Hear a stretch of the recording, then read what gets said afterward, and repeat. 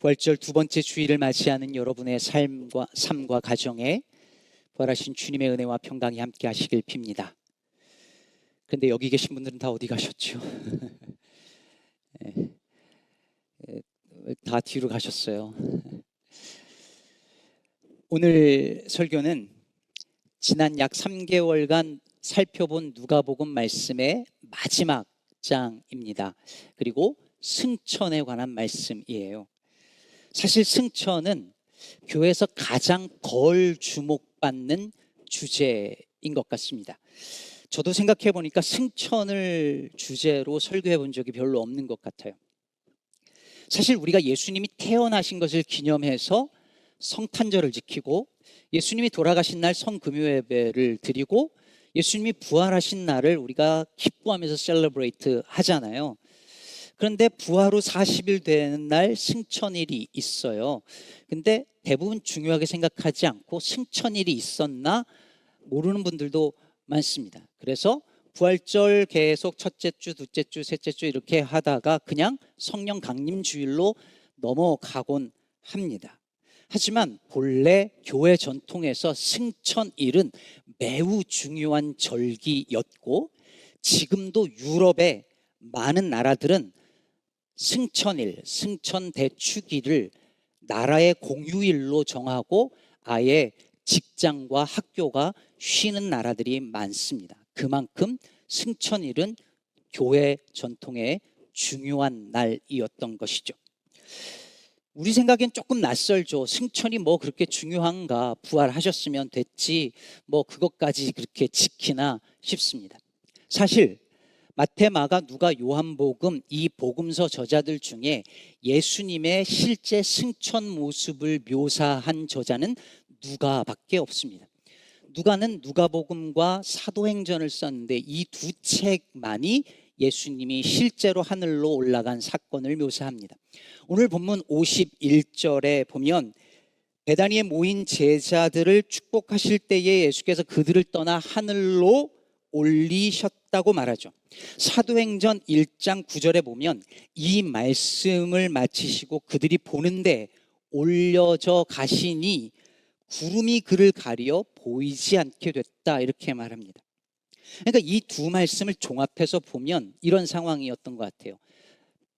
제자들, 그리고 12제자만이 아니라 예수님을 따르던 모든 제자들이 예수님이 승천하시는 그 자리에 다 모여서 예수님이 성경에 기록된 모든 말씀이 실은 나를 향한 것이다 라고 말씀하고, 인자가 죽었다가 부활할 것이며 너희는 이 일에 땅끝까지 증인이 되어야 한다고 말씀하시고, 그들을 축복하시면서 두 팔을 벌려 축복하시는데 하늘로 올라가시는데 보니까 구름 위로 올라가시면서 구름에 가려서 예수님이 보이지 않는 것입니다. 그럼 여러분 생각해 보시죠. 예수님이 올라가십니다.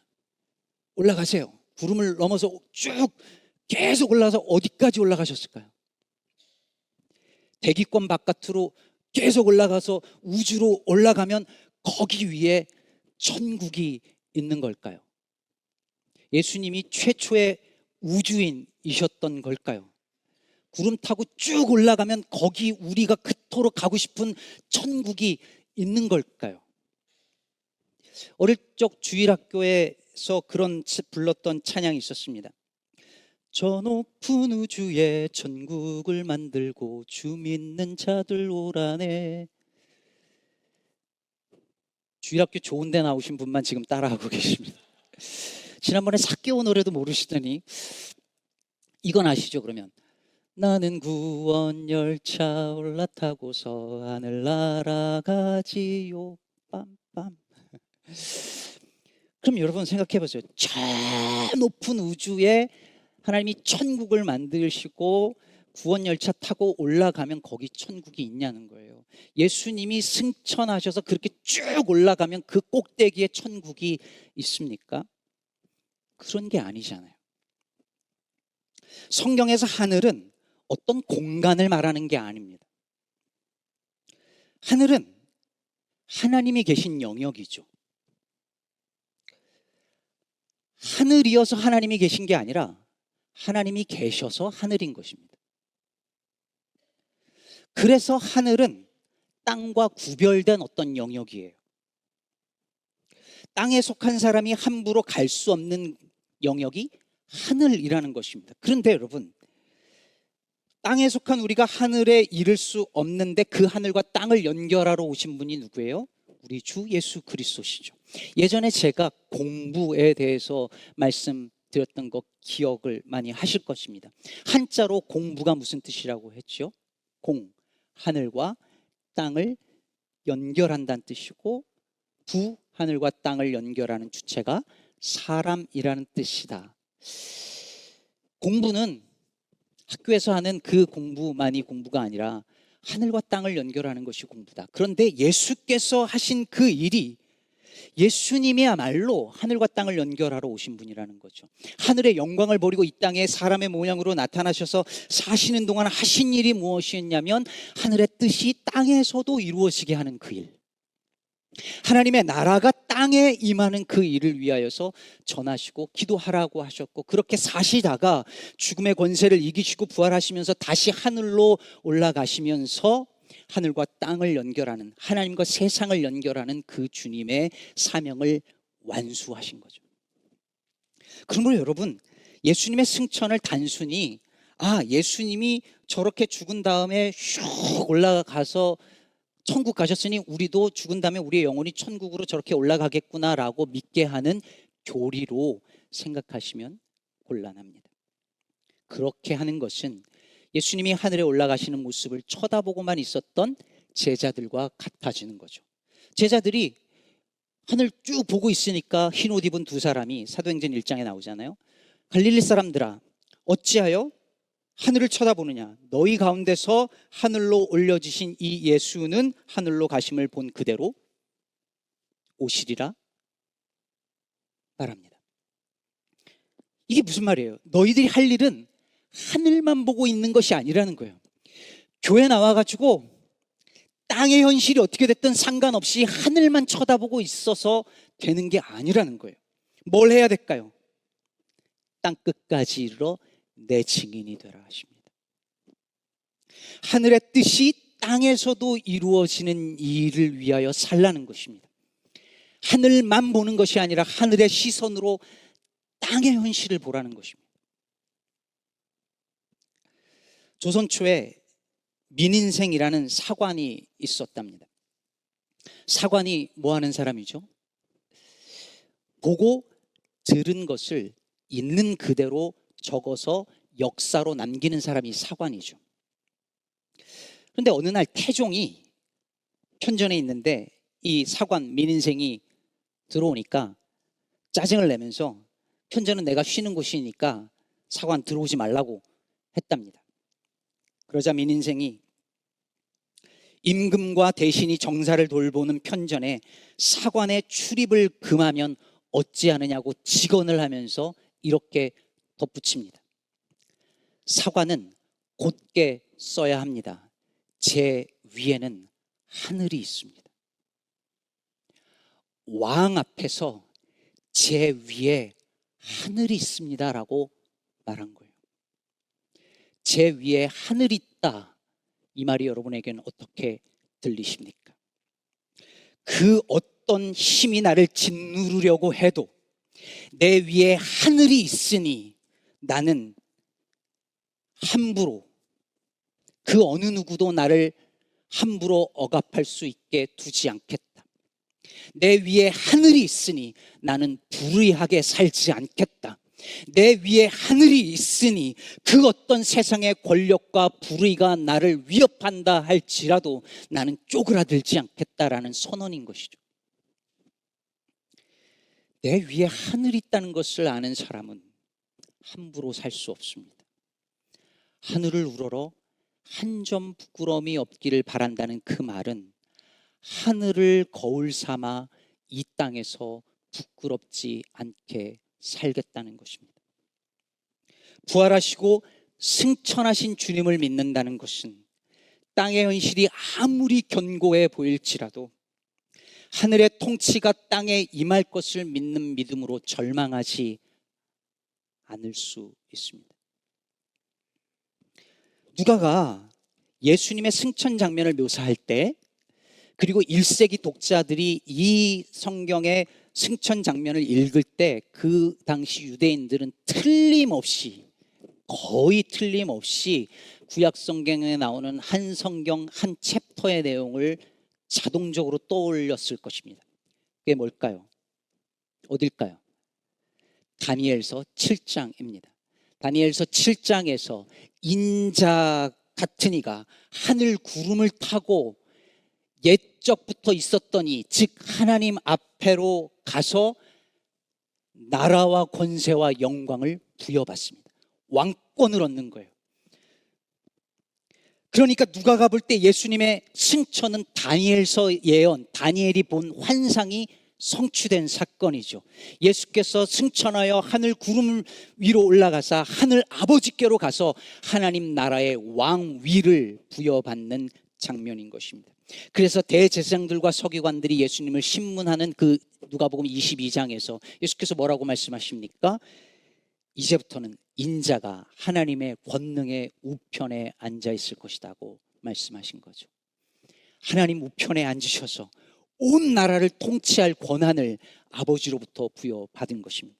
그러므로 예수 그리스도의 승천을 믿는다는 말은 나도 이제 죽어서 저 하늘나라 간다는 그걸 말하려고 하는 것이 아니라 지금도 예수께서 지금도 이 세상을 다스리고 있다는 사실을 믿는 것입니다. 눈앞에 보이는 현실은, 이 땅의 현실은 트럼프가 다스리는 것 같고 세상의 권력자들이, 부한자들이 다스리는 것 같지만 역사의 주관자는 하나님이시라는 사실을 믿는다는 말입니다. 바로 이것이 예수님의 승천을 본 이들이 기뻐했던 이유입니다.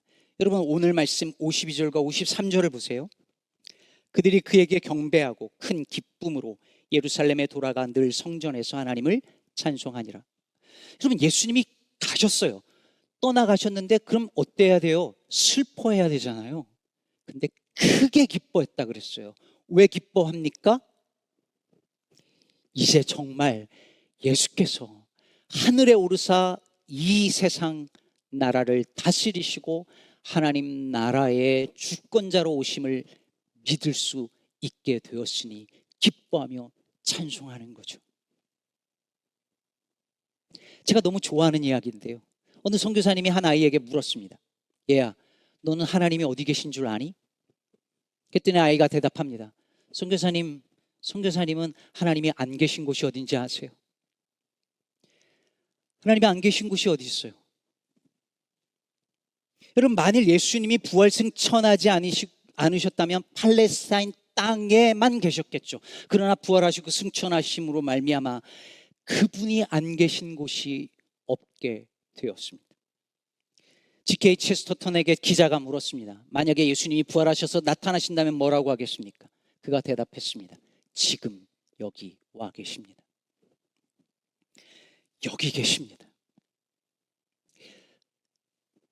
예수님이 부활하시고 승천하심으로 말미암아 이제 더 이상 땅과 하늘은 완벽하게 분리된 영역이 아닐 수 있게 되었습니다. 하늘이 땅에 임할 수 있게 되었습니다. 땅에 속한 우리가 하늘 아버지께로 나아갈 수 있게 됐습니다. 길이 열린 거예요. 주 예수와 동행하니 그 어디나 하늘나라. 땅에 살아도 주 예수와 동행하면 그 어디든지 하늘나라가 될 수 있는 길이 열린 것입니다. 여러분의 직장도, 일터도, 가정도, 별 볼 일 없는 우리의 이 밋밋한 모든 영역에서 하늘을 경험할 수 있게 된 것입니다. 예수님이 하늘로 올라가셨다는 말은 인간의 죄로 말미암아 막혔던 하늘과 땅 사이에, 하나님과 세상 사이에 길이 생겼다는 말이죠. 예수님이 죽으실 때 성전의 휘장이 갈라지죠. 뭘 의미합니까? 하나님께로 나아갈 수 있게 된 거잖아요. 하나님께로 나아갈 수 있는 길이 열렸고 하늘이 땅에 임할 수 있는 길이 열린 거예요. 우리나라 선교 초기에 선교사님, 미국 선교사님들이 가장 힘들어하는 사역이 있었답니다. 그게 뭔지 아세요? 여자들에게 복음을 전하는 일이었습니다. 왜 그랬겠어요? 남녀가 유별했잖아요. 그러니까 남자가 여자를 만나가지고 복음을 전하는 이 일이 너무 어려웠던 거예요. 근데 어찌해서 복음을 믿은 이 부인들이 믿긴 믿었는데 교회 오기 힘들어한 거예요. 왜? 교회는 남자들 있고 남자들과 함께 예배할 수 없으니까. 그래서 여자들만 예배하는 따로 공간을 마련한 거예요. 남자 따로, 여자 따로. 그래서 여자들은 선교사님들의 아내들이 이렇게 사역을 한 거죠. 근데 문제가 하나 있었대요. 세례가 문제가 된 거예요. 세례는 만나야 되잖아. 만날 수가 없는 거예요. 그래서 어떻게 했는지 아십니까? 그래서 만들어진 것이 저 유명한 휘장 세례입니다. 선교사님하고 여자하고 휘장을 치는 거예요. 이렇게 못 보게. 근데 어떻게 하냐면 거기다 구멍을 내가지고 여자가 머리를 들밀면 거기다가 물을 뿌리는 거예요. 그렇게 해서 세례를 줬어요. 휘장 세례. 여러분, 구멍 하나 아무것도 아닌 것 같죠? 근데 그 구멍이 그냥 구멍이 아니었습니다. 남녀가 차별되는 것이 당연한 시대의 틈을 만든 거예요. 균열을 낸 거예요. 그래서 그 구멍을 통해서 세례받은 여자들이 어떻게 됐는지 아십니까? 놀랍게도 1895년 무렵 이화 학당에 모였던 여성들이 한 지붕 아래 남녀가 함께 예배할 수 있는 공간을 마련하자고 발의하면서 자기들의 머리카락을 잘라 팔아서 건축 헌금을 냅니다. 그리고 실제로 1897년 10월에 지금의 한국의 정동교회 문화재 예배당을 건축하면서 한 지붕 아래 남녀가 함께 예배할 수 있는 길이 열렸습니다. 이것이 그 몸으로 휘장을 찢으시고 막힌 담을 무너뜨리시고 하늘로 승천하셔서 하나님께로 가는 길을 여신 예수의 복음이 증거되는 곳마다 일어나는 일입니다. 예수님께서 부활하셨고 승천하셨고 그리고 그 일의 증인으로 산다는 것은 이런 것입니다. 이 땅에 하늘을 펼쳐 보이는 것입니다. 하늘만 쳐다보고 있는 것이 아니라 교회 나와서 예배하고 찬양하면서 그냥 하늘만 보고 있는 것이 아니라 그 하늘의 뜻을 알았으면 그 하늘의 뜻이 땅에 임하는 삶을 사는 것입니다. 구멍 하나 작은 거 내고 그 작은 구멍 속으로 하늘이 침투해 들어가게 이 세상에 균열을 내는 그 일을 위해서 우리를 부르신 것입니다. 어떻게 그런 삶을 살 수 있을까요? 이시영 시인의 아버지의 모자라는 시를 주보에 실어드린 적이 있는데 기억하실지 모르겠습니다. 짧은 시인데 이렇습니다. 아버지 돌아가시자 아버지를 따르던 오촌 당숙이 아버지 방에 들어가 한참 동안 말이 없더니 아버지가 평소 쓰시던 모자를 들고 나오면서 이렇게 말했다. 오늘부터 이 모자는 내가 쓰겠다. 그러고는 아주 단호한 표정으로 모자를 쓰고 사립 밖으로 걸어 나가신 것이었다. 이 당숙에게 아버지의 모자는 어떤 의미였을까요? 아버지를 기억하려고 하는 어떤 상징, 추억의 물건일 수도 있고 아버지 삶의 일부일 수도 있고 아버지의 뜻일 수도 있고 아버지 자신일 수도 있는 거예요. 근데 이 모자는 앞으로 내가 쓰겠다 하면서 그 모자를 쓰고 걸어 나갈 때에 이 아버지는 돌아가셨지만 이 아버지의 삶이 끊어지지 않고 그 당숙을 통하여 이어지는 거죠. 여러분, 열왕기하 2장에 보면 엘리야가 승천하는 장면이 나옵니다. 엘리야의 승천은 예수님의 승천에 대한 예표라고 할 수 있어요. 근데 엘리야가 회오리 바람을 일으키면서 하늘로 승천하는 장면을 누가 보죠? 엘리사가 봅니다. 엘리야를 따르던 엘리사가 그걸 보는 거예요. 근데 엘리야가 승천하는데 뭐가 떨어져 있냐면 엘리야의 겉옷이 떨어져 있었습니다. 그리고 엘리사가 그 겉옷을 가지고 가는데 그 엘리사에게 엘리야의 권능이 임합니다. 비슷한 장면이 오늘 이 제자들에게도 일어나는 거예요. 오늘 보면 49절을 보면 볼지어다 내가 내 아버지께서 약속하신 것을 너희에게 보내리니 너희는 위로부터 능력으로 입혀질 때까지 이 성에 머물라 하시니라. 즉 예수님께서 떠나시면서 약속하신 것이 뭐예요? 보내주겠다고. 성령이죠. 성령을 보내주시겠다고 약속하고 제자들은 성령을 받을 때까지 기도하며 기다려야 했습니다. 그리고 오순절날 성령이 임하죠. 하늘로 가는 길을 내신 예수님 때문에 바로 그 길로 성령이 내려오십니다. 아버지의 모자를 당숙이 가져가며 그 길을 이어가는 것처럼 엘리야의 겉옷을 엘리사가 붙잡고 그 권능을 가지고 선지 사역을 했던 것처럼 예수님께서 떠나시고 예수님 보낸 성령의 능력으로 제자들은 예수의 증인의 삶을 살 수 있는 것입니다. 사랑하는 여러분, 우리 힘으로는 못합니다.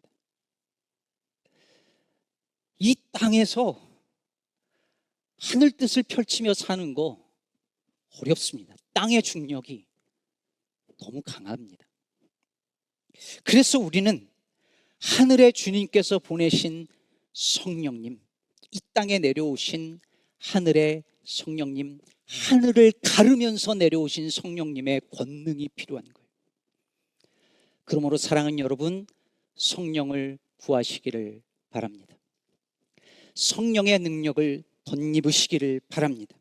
찬양의 가사처럼 하나님의 나라를, 하늘과 땅이 하나 되는 하나님 나라를 향한 하나님의 꿈이 나의 비전이 되고 하나님의 성품이 나의 인격이 되고 성령님의 권능이 예수 따라 살게 하는 그 나의 능력이 되기를 원하고 바라고 기도해야 할 것입니다. 처음엔 작은 구멍 하나일지도 모릅니다. 그러나 그 구멍을 통해서 하늘이 침투해 들어와서 여러분의 삶, 우리 일상, 이 세상을 새롭게 하리라 저는 믿습니다. 어떻게 할 수 있을까요? 여러분의 가정에선 그 틈 하나 어떻게 만드시겠습니까? 여러분의 일터에서는 그 구멍 하나 어떻게 만드시겠습니까? 하늘을 펼치는 그 일, 이 세상에서 다 이렇게 살아, 이렇게 사는 게 맞아 하고 살고 있는 그 땅의 질서를 거슬러서 하늘의 질서를 보여줄 수 있는 그 틈, 여러분은 무엇으로, 어디서, 어떻게 만드시겠습니까? 고민하는 저와 여러분 되었으면 좋겠습니다. 말씀 맺겠습니다. 지난번 설교 때 말씀드렸던 것처럼 누가복음에는 올라가다와 내려가다라는 단어들이 계속 반복됩니다. 이게 누가가 본 예수의 복음이었어요.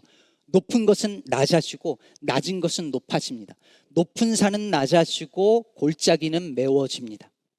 높아지려고 하는 자는 낮아질 것이요 낮아지려고 하는 자는 높아질 것이라 했습니다. 이 관점으로 예수님을 보십시오. 하늘의 영광을 버리시고 이 땅에 내려오셔서 그것도 모자라 가장 낮은 자리로 내려가시고 가장 낮은 사람들과 함께 거하셨던 예수님께서 십자가의 죽으심으로 가장 낮은 그 자리까지 내려가십니다. 그는 근본 하나님과 본체시나 그와 동등됨을 취할 것으로 여기지 아니하시고 오히려 자기를 비워 종의 형체를 가지사 사람들과 같이 되셨고 사람의 모양으로 나타나사 자기를 낮추시고 죽기까지 복종하셨으니 십자가의 죽으심이라. 그 십자가까지, 그 무덤까지 내려가셨는데 하나님께서 그를 어떻게 하셨습니까? 하늘로 올리사 가장 높은 곳에 거하게 하셨습니다. 그것이 하나님께서 예수에게 하신 일이고 우리에게 하고자 하시는 그 일입니다. 그것이 빌립보서 2장 9절 이하에 하신 주님의 말씀입니다. 이러므로 하나님이 그를 지극히 높여 모든 이름 위에 뛰어난 이름을 주사 하늘에 있는 자들과 땅에 있는 자들과 땅 아래에 있는 자들로 모든 무릎을 예수의 이름에 꿇게 하시고 모든 입으로 예수 그리스도를 주라 시인하여 하나님께 영광을 돌리게 하셨느니라. 할렐루야. 그러므로 예수의 증인이 되어 산다는 것은 바로 이 그리스도 예수의 마음을 품고 이 예수의 삶의 태도를 따라 그 길을 같이 걸어가는 것입니다. 더 높은 곳을 욕망하는 것이 당연한 이 시대 속에서 늘 낮은 곳으로 향하는 예수의 성품이 내 인격이 되고, 내 힘으로 할 수 없으니 성령의 권능을 구하는 그 증인의 삶을 사는 것입니다.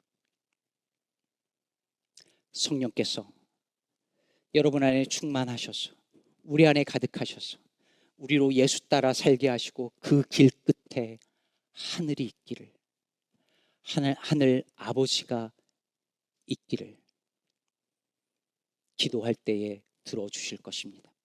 우리의 인생의 길의 마지막이 무덤이 아니라 하늘이기를, 하늘 아버지이기를 축복합니다.